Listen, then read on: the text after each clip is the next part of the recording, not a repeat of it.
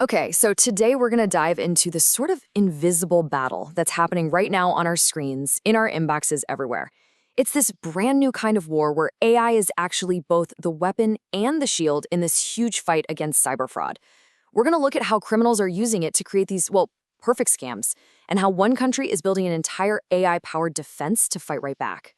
So let me just start by asking you a question that honestly sounds like it's straight out of a sci-fi movie, but it has become a chilling reality. For real, could a scammer clone your boss's voice and call you, like, right now, with some urgent, totally convincing request for money? Well, the answer is yep, absolutely.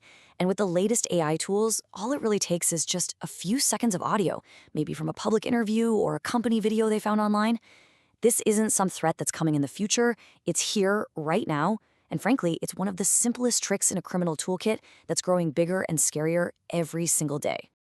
And that really brings us to the core of the problem here. The game has just completely changed. You know all those classic scams we all learned to spot? They're basically becoming obsolete. And they're being replaced by something that is way more sophisticated and, honestly, a lot more dangerous. You know, what's so fascinating here is just watching the evolution. We were all trained to spot the stuff on the left, right? The bad grammar, the generic "Dear Sir" or "Madam." Our spam filters got really good at catching those. But the attacks on the right, that's a whole different species. The language is perfect, the content is hyper-personalized, probably using your own data that they scraped from the web. And they adapt. These things aren't designed to fool a filter anymore. They're designed to fool you. This quote from Dr. Razabuskine, man, it just hits the nail on the head. These new attacks, they don't feel like fraud anymore. They look just like a normal email from your bank, or an urgent security update, or just a quick message from a coworker. All those little mental shortcuts and software patterns that we used to rely on to spot fakes, AI has pretty much wiped them off the map. And check this out. This is a peek inside the criminal's toolkit. It's not just one thing. It's this whole suite of really powerful AI. You've got language models like FraudGPT that are literally designed just to write convincing scam emails. You've got voice cloning tools like 11 Labs that can copy a voice from a tiny audio clip. And then you have deepfake video tools like Deepface Lab. The truly scary part, though, is how these get chained together, creating a fake voice, matching it to a fake video, writing a fake email, all to build a completely believable digital identity from scratch. But, okay, this isn't just a story about a terrifying new wave of crime.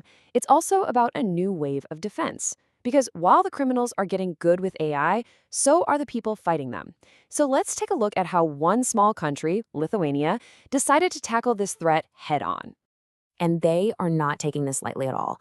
The Lithuanian government has launched this huge national mission called Safe and Inclusive E-Society, and they're backing it with over 24 million euros. This is not just some small research project. This is a coordinated national strategy to build digital resilience from the ground up. And here's the really smart part. They are not doing it alone. This is not some government project just happening in a bubble. No, they've built this powerful team, bringing together the country's top universities for research, its best cybersecurity firms for the practical, real-world application, and all the major industry players. It's like they recognize that to fight a networked threat, you need a networked defense.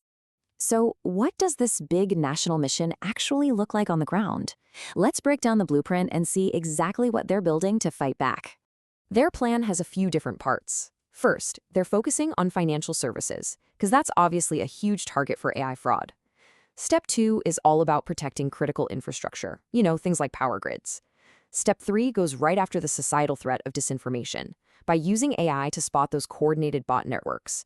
And finally, Step 4 kind of ties it all together by building these hybrid systems that can adapt to new threats across all parts of society. They are literally fighting AI with AI. So what does this all mean? Well, it means we are in the very early days of a new kind of technological arms race. And the early results we're seeing from Lithuania's work, they give us a really good glimpse of what a successful defense actually looks like. And look, this isn't just theory. We actually have hard data. Ever since Lithuania's National Cybersecurity Center started using AI to monitor for threats, ransomware incidents have just plummeted.